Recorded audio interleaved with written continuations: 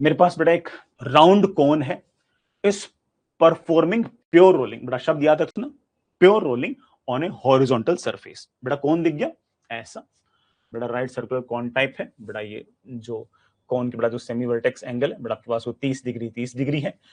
Vertex से base तक की जो दूरी बेटा वो 5√3 है। तो ऑफ कोर्स बेटा ये जो रेडियस आएगा बेटा वो आपके पास 5√3 1030 आ जाएगा, that comes out to be 5 centimetre. बेटा समझ आ गया ना, ये बेटा वर्टेक्स से बेस तक डिस्टेंस 5√3, बेटा ये वाला एंगल 30, तो दिस विल बी 5√3 का 1030, तो that comes out B 5।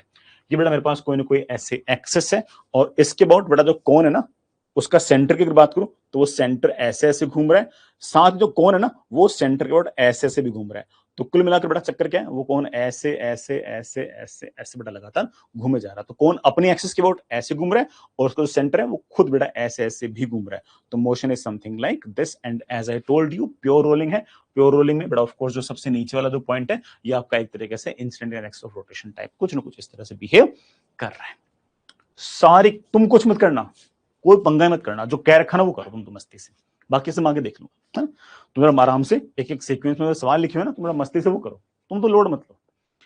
Centre के पास बेटा जो वेलोसिटी है वो 10 सेंटीमीटर पर सेकंड है। बेटा ये रहा सेंटर, सेंटर के पास बेटा ध्यान देना, ये बेटा वो पॉइंट है जहां से हिंज है, हिंज से बेटा सेम हॉरिजॉन्टल लेवल पे सेंटर है, और सेंटर के पास ऐसे टेंजेंशियल डायरेक्शन में वेलोसिटी है, and this velocity is 10 centimetre per second. बेटा फिर से बोल रहा हूं, ये जो बेटा हिंज कर रखा ना, इसी सेम हॉरिजॉन्टल लेवल पे आपका सेंटर है, और सेंटर के पास बेटा ऐसे वेलोसिटी है 10 सेंटीमीटर पर सेकंड। बल्कि सेंटर जो ना वो तो ऐसे 5√3 रेडियस के सर्कल में लगातार ऐसे घूमे जा रहा है मस्ती से, और उस सेंटर पर कौन बेटा ऐसे भी घूम रहा है, लेकिन प्योर रोलिंग कंडीशन है, कोई स्लिपिंग वगैरह नहीं है, फिक्स सरफेस पर प्योर रोलिंग है।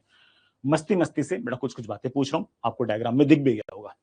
जो सेंटर है बेटा वो इस एक्सिस के अबाउट ω1 से घूम रहा है, ऑब्वियस बात है मेरा बच्चा निकाल लेगा।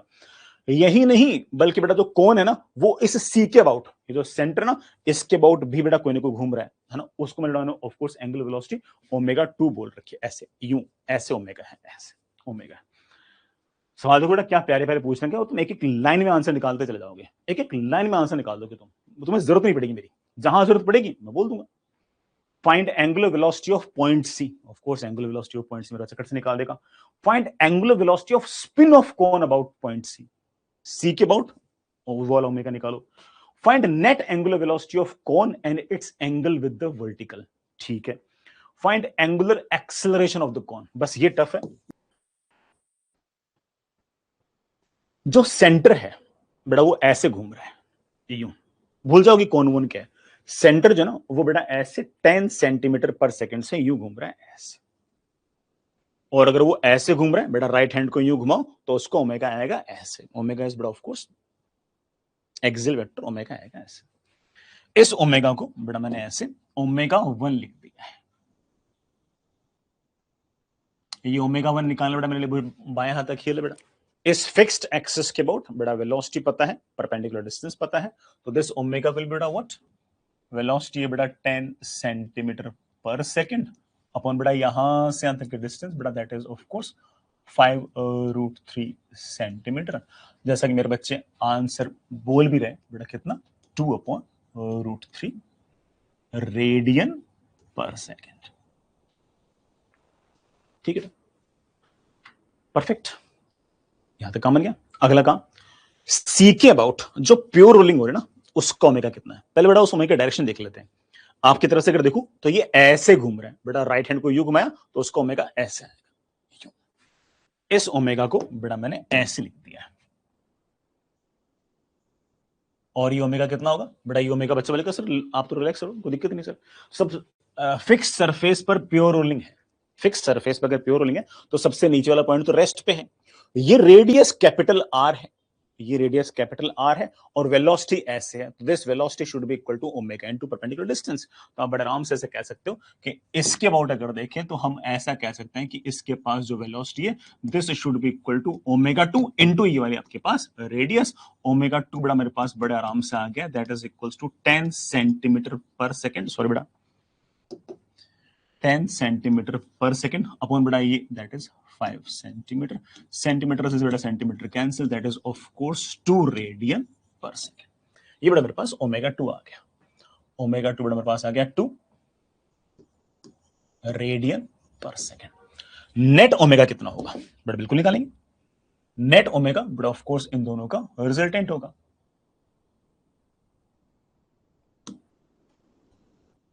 बड़ा नेट ओमेगा इन दोनों का रिजल्टेंट होगा कुछ कुछ ऐसे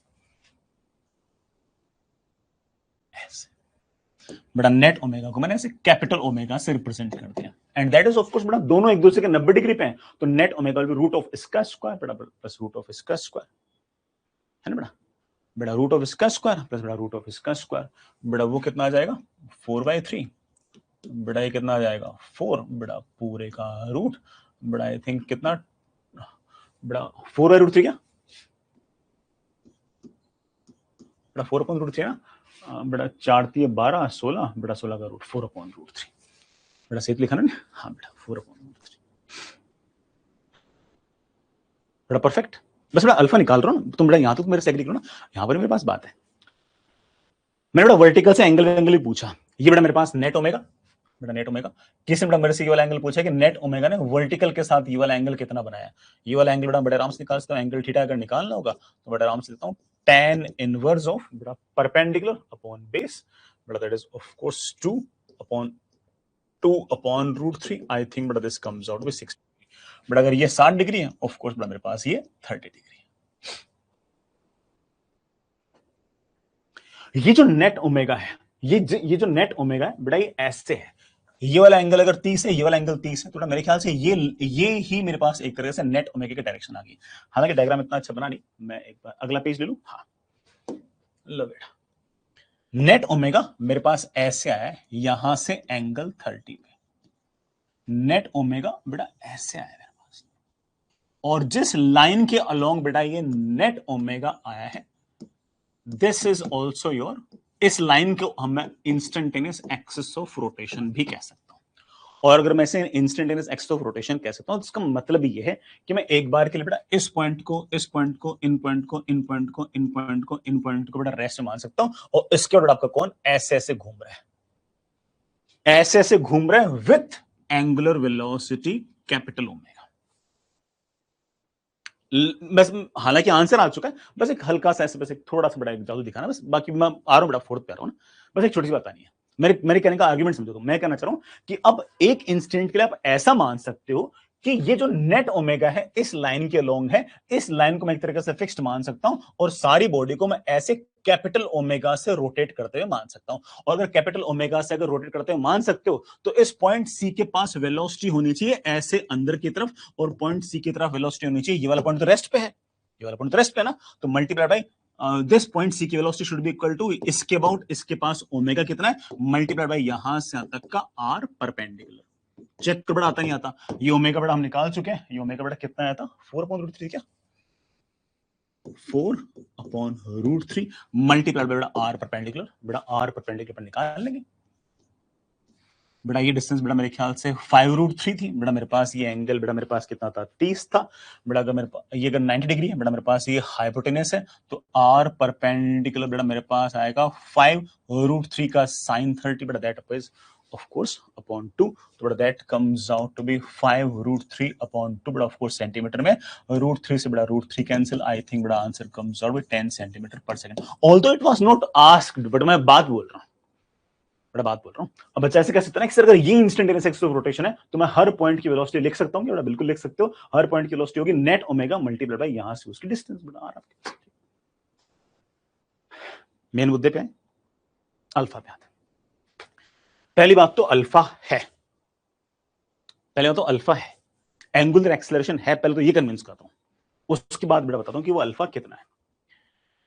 सुनना बेटा अभी तक मैंने मेरे को क्या कन्विंस किया कि सारे के सारे मोशन को तुम दो पार्ट्स में डिवाइड कर लो पहला ये कि एंगुलर वेलोसिटी ओमेगा 1 है ये ऐसे यूं और दूसरी है एंगुलर वेलोसिटी ओमेगा है ऐसे इन दोनों का समेशन हमारे पास नेट सिस्टम है ठीक है।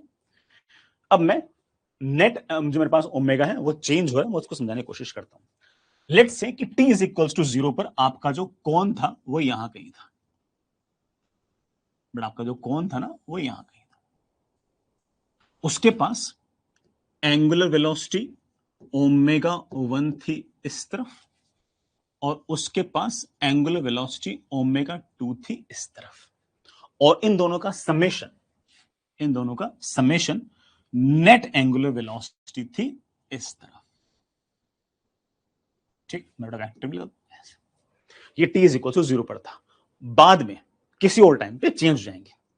मैंने जानबूझ के बड़ा पाई बाई ओमेगा 1 टाइम्स, जब ये कौन यूं चलते चलते चलते चलते चलते यहां पहुंच गया ना, वो वाला डायग्राम वापस से बना रखा है। हालांकि दूसरे टाइम बना सकते हो, जब आपका कौन चलते चलते चलते चलते यहां पहुंच गया, जब टाइम आपका पाई बाई ओमेगा 1 हो गया, बिल्कुल डायमेट्रिकल अपोजिट पहुंच गया, उस टाइम पर अगेन इसके पास बेटा एंगुलर वेलोसिटी ओमेगा 1 ओमेगा 2 दोनों होंगे, है ना।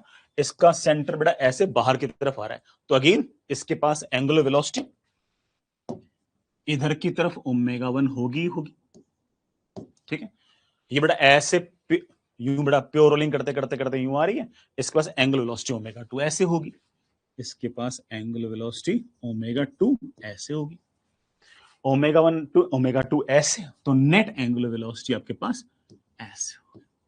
बड़ा कन्विंस हो गए ना कि पहले एंगुलर वेलोसिटी ऐसे थी, अब एंगुलर वेलोसिटी ऐसे, भले उसका मैग्नीट्यूड चेंज नहीं हो रहा लेकिन उसकी डायरेक्शन चेंज हो रही ना। जब आपका कोण यहां कहीं था, तब आपके पास एंगुलर वेलोसिटी ऐसे थी, जब आपका बेटा कोण यहां पर है एंगुलर वेलोसिटी ऐसे, जब कोण यहां पर है एंगुलर वेलोसिटी ऐसे, जब कोण यहां पर है एंगुलर वेलोसिटी ऐसे, तो एंगुलर वेलोसिटी लगातार डायरेक्शन को चेंज कर रही है, और अगर डायरेक्शन को चेंज कर रही है तो ऑफकोर्स टॉर्क तो होगा। बेटा टॉर्क नहीं बेटा, मैं अल्फा पूछ रहा हूं, अल्फा कितना है? Alpha is of course d by d t of angular velocity. ठीक है, and I know it very well कि एंगुलर वेलोसिटी इज बेटा of course vector summation of omega 1 and omega 2, that is of course बेटा d omega 1 upon d t plus d omega 2 upon d t. और बच्चा मेरे ख्याल से मैं इस डायग्राम से मैं कन्विंस कर चुका हूं मेरे बच्चों को कि ओमेगा 1 तो पहले भी इस तरफ था, बाद में भी इस तरफ है, पहले भी इतना ही था, बाद में भी इतना ही है। तो इसका मतलब हमारा जो ओमेगा 1 वेक्टर है ना बेटा, ये तो कांस्टेंट है, और अगर ये कांस्टेंट है तो इसका डिफरेंशिएशन तो ऑफ कोर्स 0 आएगा। अब सिर्फ और सिर्फ बेटा क्या बचा? अल्फा इज इक्वल्स टू बेटा what? D omega 2 upon d T. ठीक है ना, ये बचा सिर्फ और सिर्फ। हाँ, कोई भी अगर समझदार बच्चा होगा तो बोलेगा कि सर इसकी वैल्यू होगी ओमेगा 1 इंटू ओमेगा 2। अगर बेटा ये आपको हल्का फुल्का याद हो तो अच्छी बात है, अदरवाइज मैं बताता हूं कैसे आएगा। यहां तक मामला क्लियर है? ये बेटा मैं अब लास्ट पॉइंट बता रहा हूं, हालांकि बेटा लास्ट पॉइंट मैं पूरा काइनेमेटिक्स में आपको हल्का सा इशारा किया था इस बारे में, बट ठीक है बेटा कोई बात नहीं, यहां तक बताता हूं, मेरी बात समझ ना। अब ओमेगा 2 चेंज हो रहा है, ओमेगा 2 बेटा लगातार चेंज हो रहा है, और ओमेगा 2 अगर चेंज हो रहा है तो ऑफकोर्स बेटा अल्फा आएगा। अब ध्यान से देखना, ओमेगा 2 की अगर बात करें, मैं इसको ऐसे एक्सप्लेन करता हूं। लेट्स से बेटा कोई वेक्टर है ए किसी टाइम टी पर, ठीक, थोड़े टाइम बाद वही वेक्टर सेम मैग्नीट्यूड का है, बस डायरेक्शन चेंज हो गई उसकी, और वो वेक्टर ये हो गया, मैग्नीट्यूड उतना ही है, टाइम हो गया टी प्लस डी टी। तो मेरा बच्चा बोलेगा कि sir this is change in the vector. Let से बेटा this angle is d theta, तो मेरा बच्चा बड़े आराम से कह सकते हैं कि सर अगर ये ए है तो this will be A into D theta. बेटा हम बड़े आराम से ऐसे कह सकते हैं कि अगर किसी ने अगर मुझसे ये पूछा कि ए के चेंज होने की रेट क्या है, ए के चेंज होने की रेट क्या है, तो कितना ए चेंज हुआ? डी ए चेंज हुआ, अपॉन टाइम कितना लगा? D T, that is of course A into d theta upon dt and that is of course a into omega। ये स्टैंडर्ड रिजल्ट है, जब भी कोई वेक्टर का मैग्नीट्यूड चेंज ना हो और सिर्फ डायरेक्शन चेंज हो, तो उस केस के अंदर उसके चेंज होने की जो रेट होगी वो होगा उसका मैग्नीट्यूड मल्टीप्लाइड बाय उसकी डायरेक्शन किस रेट से चेंज हो रही है। ये ओमेगा क्या है कि उसकी डायरेक्शन किस रेट से चेंज हो रही है।